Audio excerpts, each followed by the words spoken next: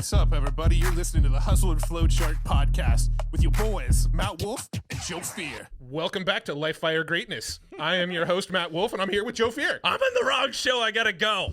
Yeah. Who are you? No, we're rebranding our show No, we're not. to Life, Fire, Greatness. Don't confuse. Because we looked at all the other podcasts, and all of them, all the best business podcasts either have life, fire, or greatness in the name. I think we're onto something here. So we're just going to call the podcast Life, Fire, Greatness. So welcome back to Life, Fire, Greatness. Is there going to be beatboxing?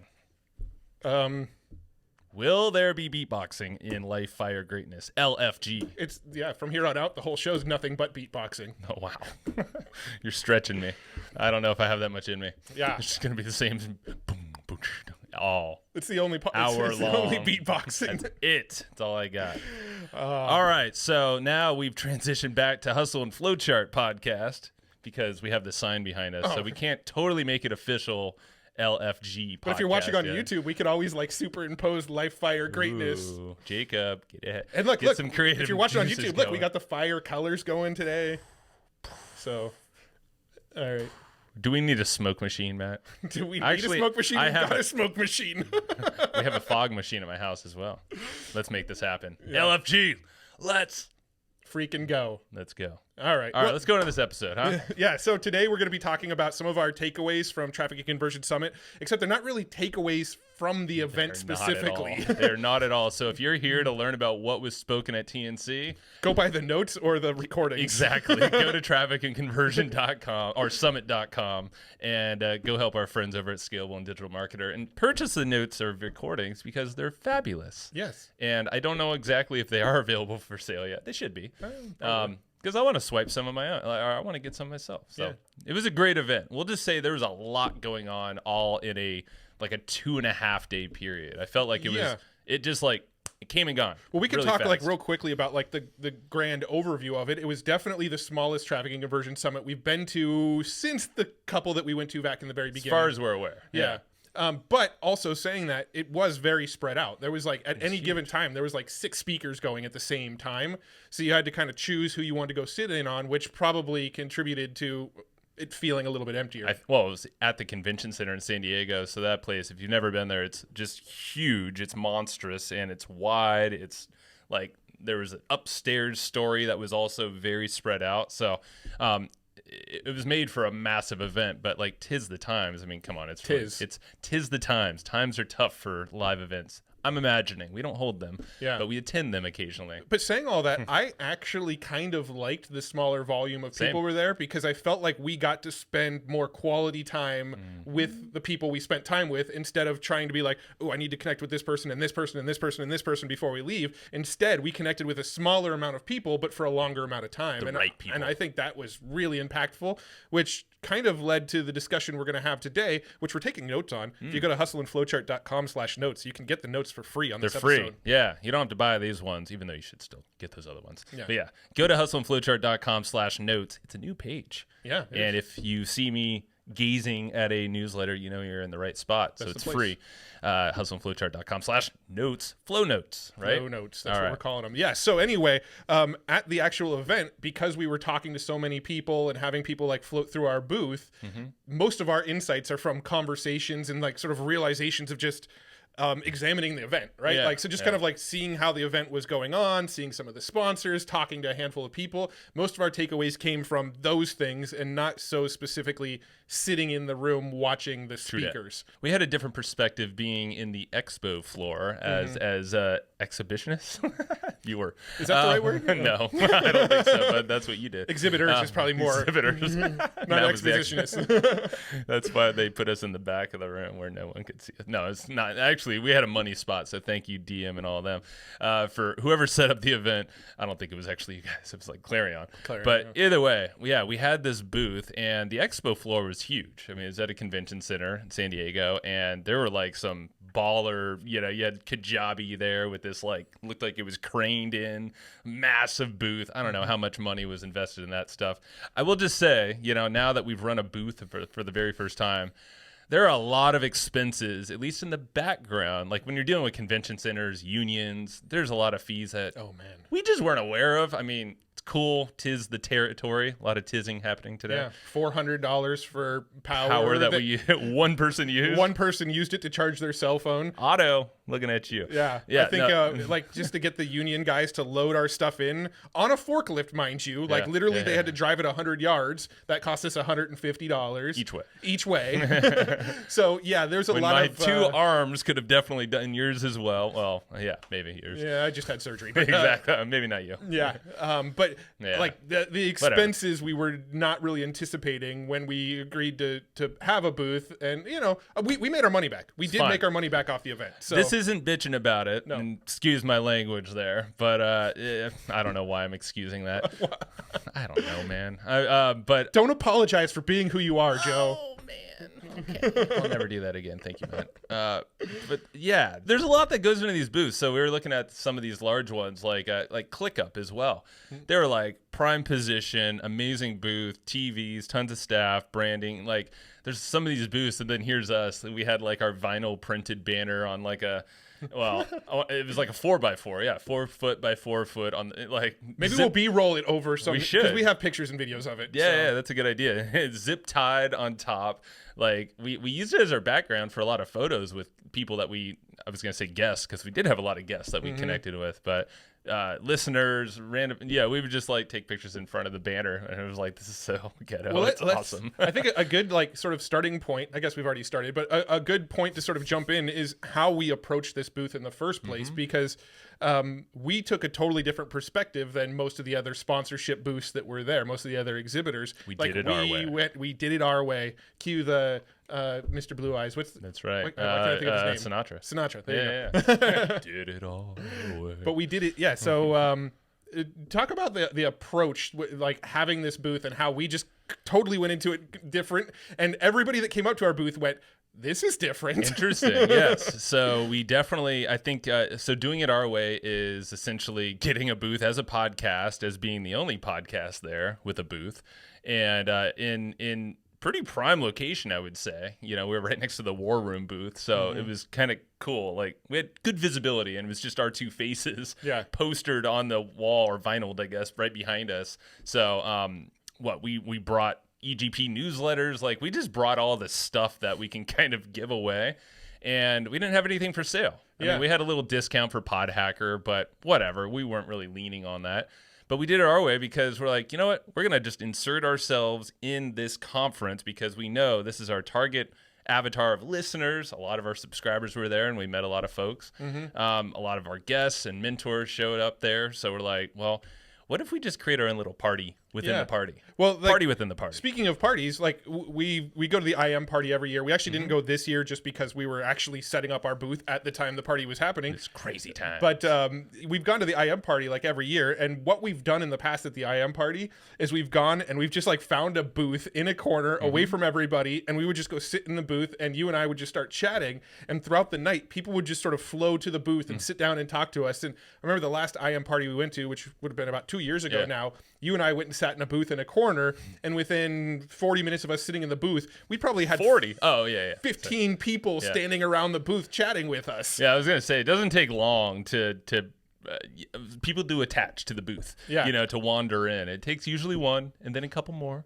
and then a few more clusters pop, and then all of a sudden you have a party. But then, and then like that same year, we were at, actually this was 2020 now, we were at Pod Fest, I think, or Podcast Movement, I don't remember. We were at one of the podcasting events, and we kind of did the same thing. We went like upstairs. The event was downstairs. We went upstairs, kind of close to where like the bars were and stuff. We found some couches that were kind of hidden. You always need to be by a bar, by the way. That is the key. That is a key ingredient. And but we had a bar near us by TNC too. So and on the last day we created our own bar, but that's a whole another thing. But at the podcast movement or Podfest or whatever event it was, we actually staked out a spot totally away from the event, and we're just sitting in couches. And while we were sitting there, people started flowing to us, and the next thing we knew, there was like 10 people all kind of standing around. It was almost like we created the hangout spot. And so when we went into this sponsorship booth, we're like, let's just do what we've done at the other events and have a booth. we'll bring extra chairs, and we'll That's bring key as well. Bring some extra open chairs. We brought a little bit of alcohol. We had some alcohol in our backpacks, and we were all kind of like sneaking drinks here and there. Little party cups. We had little party shot glasses, and we were giving drinks to some of our friends that were going by. And next thing we knew, in the expo floor, we had our own little like hangout where people were just floating to us and chatting with us the whole time. It was rad. I mean, it was better than we believed it would be. I feel like it opened up a lot of new connections for folks that we didn't know, like, because it just naturally people like, it's just you find the connectors, just like everything in life. We talk about this is like locate the connectors and become friends, help each other out. And then guess what? You're going to be introduced to probably some of the best people in the room. Well, people see us as like super connectors, right? People always refer to us as like, these guys know everybody. If you need connections, go to them. The trick to us being so connected is we find the connectors and connect with the other connectors. It's just it's a network effect, right? Yeah. Like it's not rocket science, but we just put ourselves right in the middle of the zone to be seen. The connectors show up, our friends show up, subscribers and listeners show up, and we just figure, okay, so if we have this like little pool or soup of things happening, we can stir it up with our own little recipe, and good stuff will happen. And it did. A lot of big stuff happened, like perspective changes for us. We made connections with other people and made introductions, talked with a bunch of potential sponsors, like big companies there, but also ones outside of there as well. And I feel like, we just had a lot of big perspective aha moments, we built being in front of people again. We built like much stronger relationships with a bunch of past podcast guests. We spent some time with Steve Sims, who hung out at our booth. We spent some time with Pat Flynn, who came and hung out at our booth for a while. We spent some time with Perry Belcher, who came and hung out at our booth for a while. Rich Sheffrin spent a bunch of time at our booth. Mandy McEwen came by and spent a bunch of time at our booth. So like a lot of these past guests, although Perry has not been a guest, but he did say during TNC he was going to come on our show. Calling you out, Perry. If you know Perry Belcher, hit him up and say the Hustle and Flowchart boys are waiting for him. Perry's listens to the show, so if he's listening to this one, we're calling you out. I said he's been the hard to get one out of the crew at Digital Marketer Scalable, even though he's doing his own thing now. Yeah, but we had all these people kind of floating by our booth, and we were able to like strengthen the relationships with all of these people. And another thing, sort of changing topics a little bit, is I feel like we went into the event with one mission in mind. We did. And then on, maybe an hour into day one, we're like, oh, wrong mission. Maybe there's a better mission. Yeah, so our mission was to sprint to 1,000 YouTube subscribers, which we have now passed. We did it the first 3 hours that we were there. Right. But we figured, like, okay, like this. So we had a printout, and we actually just threw them all away. So they're in the trash, but we're not going to pull them out. We basically had a one-sheeter that had, like, hey, we're going to do a giveaway. Here's the giveaway. We still got to announce the winners, by the way. We're a little behind on that. But we, here's a giveaway, and by the time this episode goes live, the announcement would have gone out. It will have been announced. Yes. So, it was basically a title of like what we're doing. We're sprinting. Like we want you to subscribe. Essentially, our goal, our big thing, and then what our show's about. And then we had a QR code that basically sent to a landing page and said, "Hey, subscribe on YouTube, the podcast, and give us your email address." That was basically the contest right there. Yeah. Nothing fancy. We did okay, but we blew past our subscriber number, right? We were at goal achieved, I guess. The funny thing is we went into the event and I think we had like 994 subscribers, so we only needed to get like 6 to crack past our goal. So like we blew past it. We ended up at like 1,050 by the end of the event, So we connected with a lot of previous listeners or current listeners, and also new people. People are like, "What are you? What do you do?" And let's be honest, like we refined our pitch a lot over the course of the. I think that was really good. Is it helps us kind of rein in, like, okay, what do we do on this podcast? Because we can talk all over the place, as you probably noticed.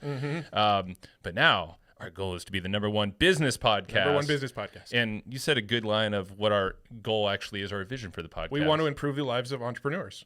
We want to improve the lives of you.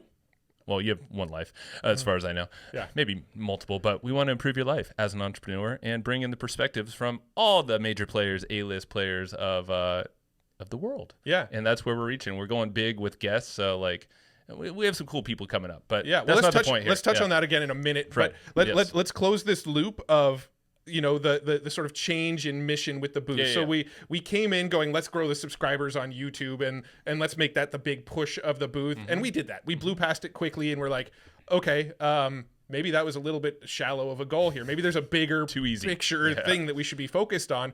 And then Steve Sims happened by our booth, and we got to talking to Steve. And I mentioned this on last Tuesday's episode, but Steve Sims said, here's what you do. You go around and you make some FaceTime with all of the different sponsors at this event. And then after the event is over, you email all of those sponsors and say, thanks so much for sponsoring that event. We know that events like this couldn't happen without sponsors like you. So we're so appreciative that you sponsored this thing, because that's what makes these events run, right? And you just give them that thank you. And that's a foot in the door with all of these brands. Now, when you look at an event like TNC, the brands, the sponsors, the booths on the expo are the same exact products that we would want to get in front of business owners who listen to Hustle and Flowchart. So that was the big light bulb moment for us, is maybe we should be spending more of our time getting to know the brands that sponsor things like traffic conversion, because those are the brands that we can probably land much larger brand deals for Hustle and Flowchart with. Bingo. And that's what was really cool. Having a booth, I think, legitimized us a little bit more as a podcast, because we figured out how to get access to a booth. And it's exactly what happened. What we realized is some of these brands actually were walking around, because other people with booths want to go check out who was around them, because they're probably bored of just talking about themselves. They probably want to go meet some new people, and not like folks around their company.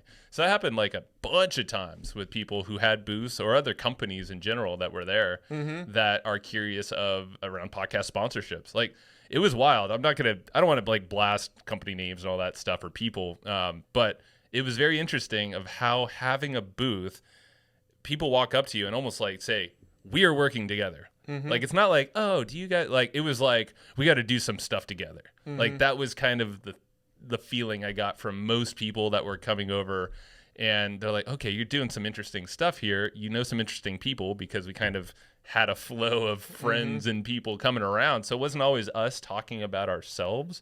It was like, hey, here's Rich Sheffrin next to us hanging out, or here's Steve, or not saying those were but like, we had people like them kind of always around hanging.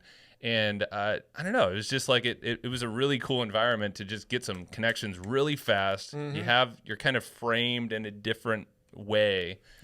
We're not just some random podcast, even though we were to a lot of people. We were in the right spot. At least and we kept showing up. There's 3 people that I remember that came by, and I won't say the company names, but 3 people that came by that just said, we are a software company that does X. We just got a bunch of venture capital. We're looking to put money into branding and spending on like media platforms, right? Which is a big trend, 3 by the way. people came by our booth, and essentially, in so many words, said, we want to give you guys money to promote our brand. We want to work together and collaborate somehow.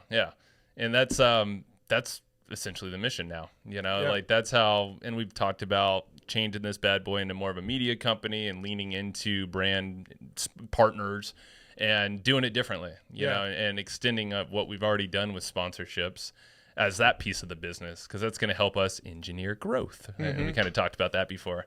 Yeah, and then circling back around to what you were just saying a minute ago, too, this was actually something that I think Dan Ryan, a buddy who we shout out from time to time on the show, Dan Ryan. Hi, Dan. You're getting your Dan Ryans in right now, so Check. if you're check that box. You owe us a beer. Actually, did we pay him? I didn't pay you back for that beer. No, you didn't pay week. me back Okay. for the beer. I owe you. Yeah, okay, got exactly. So we started to go down this path very, very short amount of time. Maybe we were talking about it for like a week, where we said, let's just go big. Let's go broad with it. Let's just try to get celebrities. Let's get athletes. Let's get all of these like big name people on our show. And like, let's just create like, who's your audience? Anybody that wants a better life. That's who our audience is, right? And I think Dan was Who's that? Everyone. I think Dan was like, you're going to get a lot better traction if you just focus on business owners, right? So we've really kind of leaned back into what you were just saying of like, we're trying to make business owners' lives easier, right? That's the sort of broad mission. And what does that look like? We want you to have a healthy mindset. We want you to make more money. We want money to be made easier through things like systems. We want leveraging new technology like crypto in interesting ways, maybe not the obvious ways that you know about. Yeah, but, so like that's the goal, is to just like improve the lives of entrepreneurs. We want entrepreneurs to be happier, healthier, wealthier, have better relationships, all that kind of stuff. But we're still speaking to entrepreneurs. In that sort of like constraint, we could still go and talk to celebrities. We could still go and bring NFL players on. We've got 3, right? Coming up. Yeah. We can still we could still go and get like celebrities on, right? The thing is, when we talk to these people, the conversations are going to be geared towards, all right, what advice would you have for entrepreneurs? Sure. Right? We're going to ask the questions that are relevant to entrepreneurs and speak to entrepreneurs. And I think that sort of like reframing allows us to kind of keep on the path we're going and get bigger and bigger and bigger names, but also stay focused on who we're trying to help. Yeah, and the who, entrepreneurs, business owners, we want to be number 1 in the podcast category for podcasting. Matt's actually been there before. He didn't even tell me until Beyond just the hype, last week. I'm like, what? Hold on, I'm sitting next to a number 1 podcast guy in business. You said business, not marketing, right? Business, yeah. Business is even Beyond the harder. hype, That's great. So, yeah, he has a screenshot to prove it. Whatever, send it to Jacob. Throw in some B-roll. Show off your ego because you obviously don't even tell me about it. That's how big my ego is that I didn't even tell you I was a number 1 podcast. Yeah. Obviously, there were different times, but still, it counts. Damn it. Josh Bartlett had a little bit to do with it, too, because he was my co-host at the time. That's fine. We helped Josh, too. What up, Josh?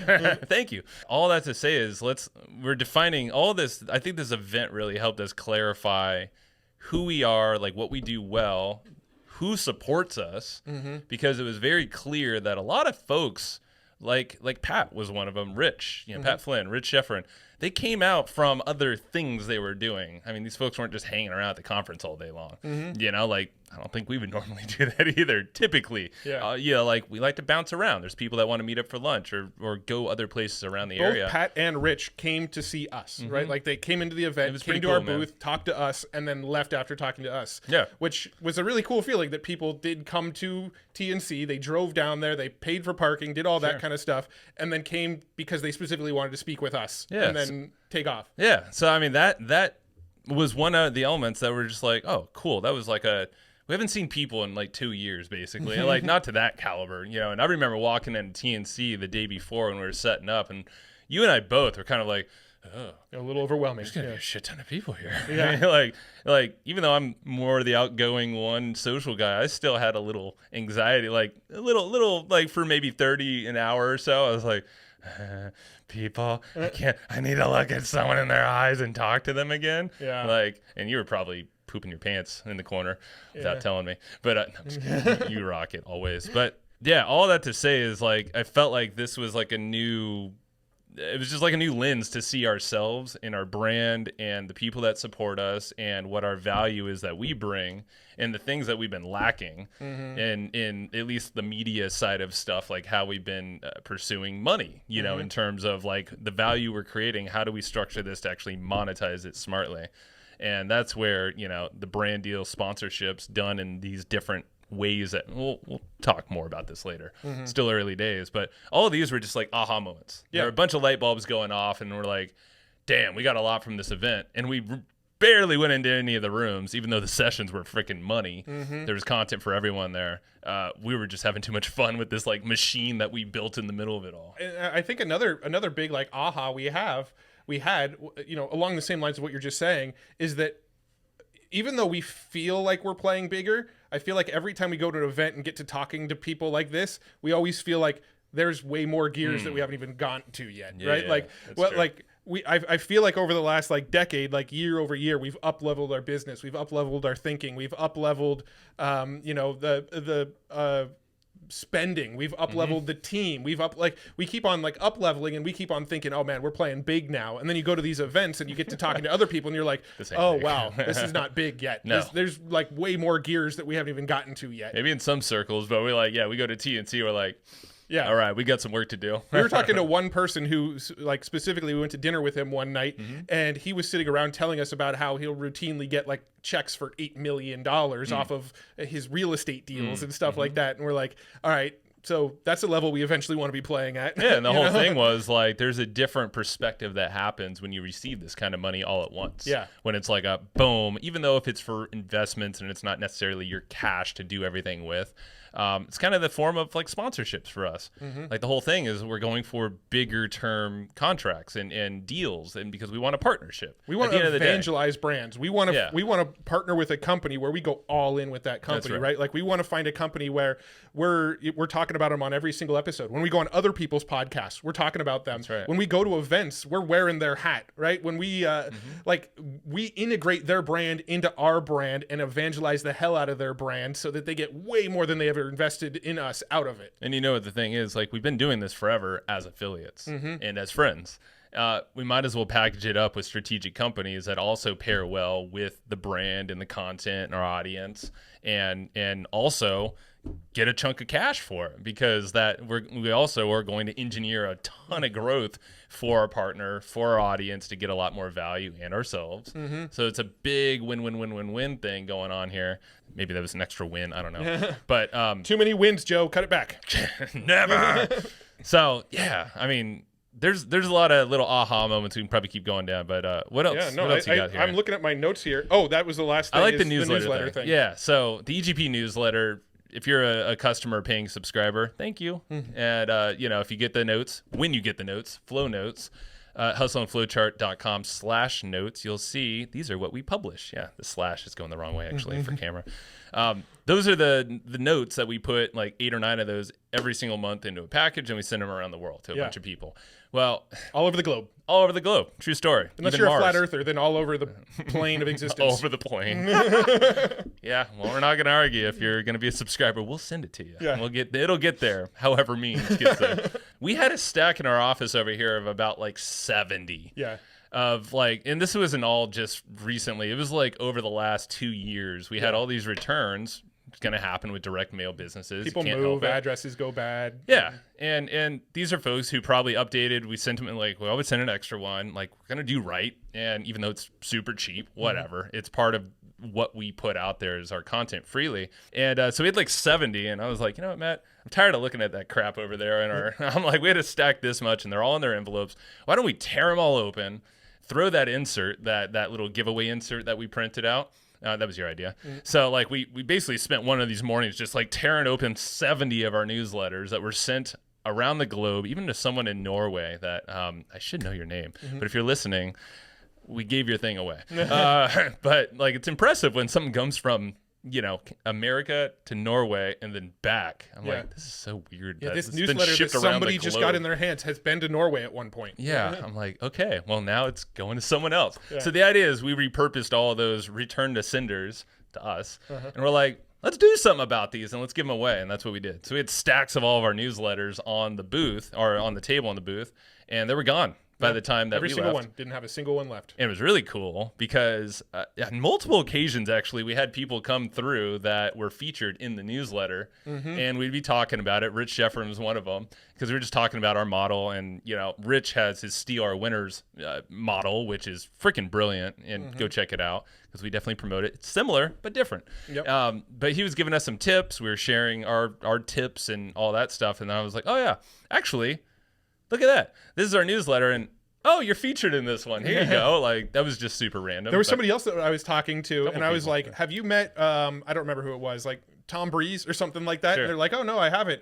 And then later on, we were talking about the newsletter, and I was like, oh, here's one with Tom Breeze. You want to know about Tom Breeze? There you go. Go read this issue. Tom Breeze is on page 4 or whatever. And that was from like a couple years ago. Yeah, I mean, So, they went back. these stretched all over the place. So people that picked up a newsletter, they just got a random one from whatever month they randomly ended up getting. But I was blown away that we gave away all of them. We also give away every single Hustle and Flowchart sticker. We do not have any more left. Got one in my house that my daughter found in like a book on my cat. I was like, keep that sticker. That's valuable.